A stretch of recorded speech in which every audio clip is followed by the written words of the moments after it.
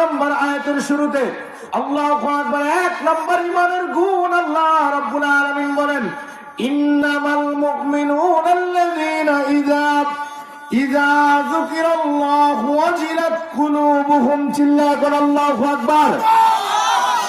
আল্লাহ রাব্বুল আলামিন বলেন, মুমিনের 1 নম্বর ঈমানদারের গুণ হলো, ঈমানদারের সামনে যখন আমি আল্লাহ রাব্বুল আলামিনের নামটা আল্লাহ বলে ডাক মারা হয় গো, ঈমানদার আমি, ঈমানদারের অন্তর আমি আল্লাহর ভয় থেকে কেঁপে উঠে। বলেন ঠিক কিনা?